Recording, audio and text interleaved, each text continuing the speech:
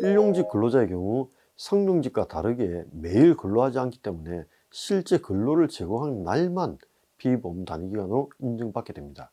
2023년 7월 1일부터 일용직 근로자의 수급자기 인정 조건이 개정된 부분이 있는데요.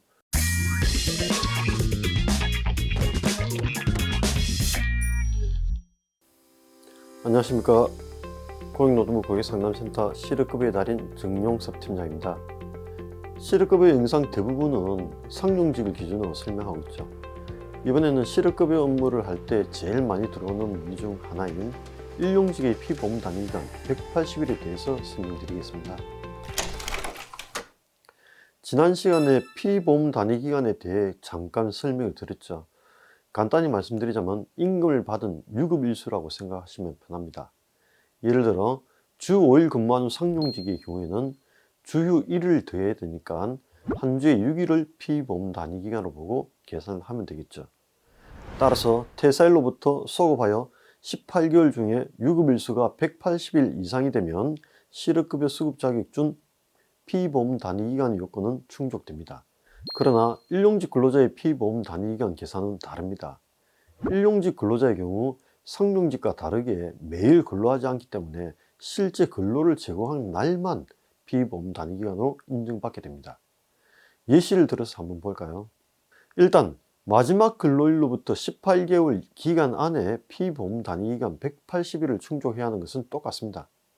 만약 오늘 고용센터를 방문해서 실업급여 수급 자격에 대해 문의하였는데 18개월 중 170일밖에 되지 않기 때문에 즉 10일이 부족하여 실업급여 수급 자격이 인정되지 않는다라는 담당자의 말을 듣게 되면 거의 모든 민원인께서는 그러면 10일만 더 일하고 오면 되겠네 라고 생각하십니다.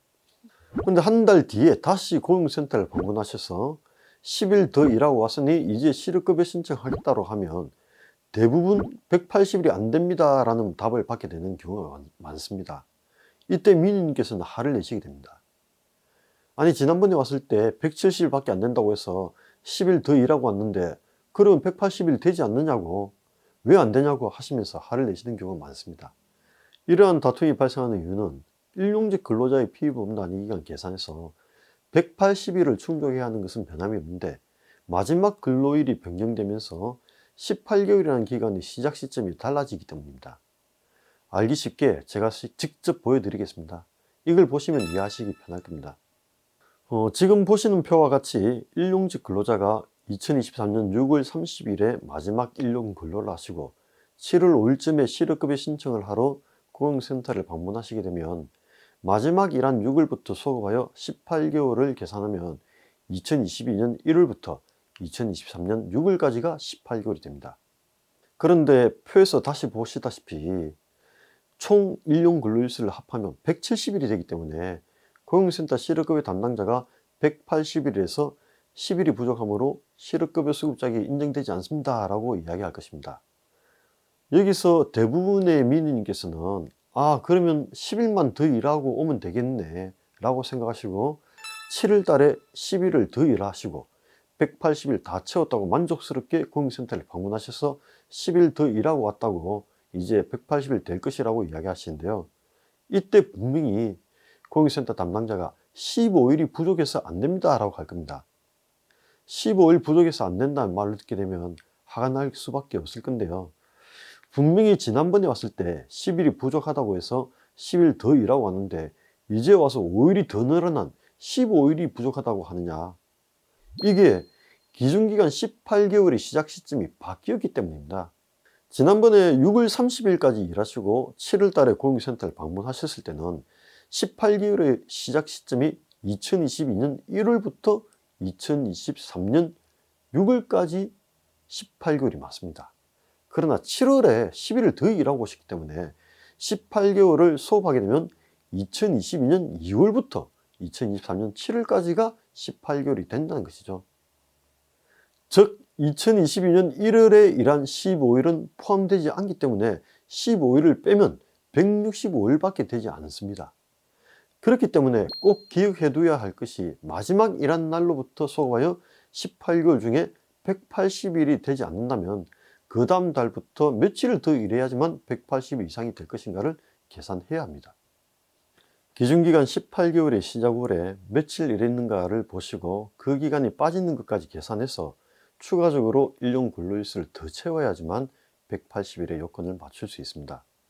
위의 예시대로 한다면 7월에 25일을 일했어야지만 180일이 된다는 것이죠. 만약 7월에 25일을 못하게 되면 8월에 추가적으로 일을 더 해야 됩니다. 이런 경우 18개월의 시작 시점이 2022년 2월이 아니라 2022년 3월이 될 수도 있습니다. 즉 7월에 20일 일하고 8월에 20일 일하면서 8월 31일이 마지막 근로일이라고 한다면 18개월의 시작 시점은 2022년 3월이 되고요. 2023년 8월까지가 18개월이 되는 것이죠. 그래서 2023년 3월부터 2023년 8월까지 총 근로일수가 181일이 되기 때문에 기본적인 18개월 중에 180일이라는 요건을 충족하게 됩니다. 지금까지 일용직 근로자의 피보험 단위기간에 대해 설명드렸습니다. 표를 보시면서 여러 번 동영상을 시청하시면 이해하기 쉬울 것입니다. 다만 일용직 근로자는 실업급여 신청을 바로 할 수는 없습니다.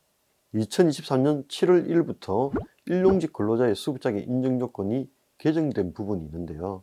기존에는 신청일 이전 1개월간 근로일수 10일 미만을 수급 요건을 하였는데 2023년 7월 1일부터는 수급자격 신청일이 속한 달에 직전 달 초일부터 수급자격 신청일까지 근로일수의 합이 같은 기간 동안에 총 일수의 3분의 1 미만일 것으로 바뀌었습니다. 말이 좀 이해가 안 되실 겁니다. 예를 들어 8월에 20일간 근무하시고 마지막 근무일이 8월 31일인 사람이 9월 5일에 실업급여를 신청했다고 합시다. 그러면 수급자격 인정 신청일이 속한 달의 직전 달 초일부터 수급자격 인정 신청일까지의 근로일수의 합은 8월 1일부터 9월 5일로 20일이 되겠죠. 그러면 같은 기간 동안에 총 일수의 3분의 1은 얼마일까요? 8월 1일부터 9월 5일까지니까 36일, 36일의 3분의 1은 12일입니다. 이렇게 되면 근로일수의 합이 3분의 1 미만이 안 되죠.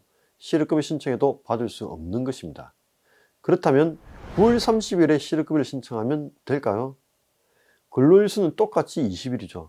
그리고 총 일수가 61일, 3분의 1은 20.33일이니까 근로일수의 합이 총 일수의 3분의 1 미만을 충족함으로 실업급여를 받을 수 있는 것입니다. 추가적으로 건설 일용 근로자에 한해서는 마지막 근로일 다음 날부터 14일 이상 근로를 제공하지 않은 실업 상태이면 15일째 되는 날부터 실업급여 신청이 가능합니다.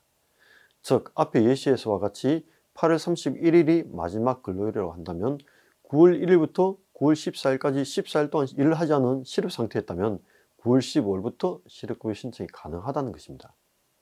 다만 모든 일용 근로자에 해당하는 것이 아니라 건설 일용 근로자에 한해서만 가능하다는 것을 꼭 기억해 두십시오. 이번 시간에는 일용직의 180일 계산법에 대해 알아봤는데 계산기를 두드려야 하는 부분이 있다 보니까 조금 어려울 수 있습니다.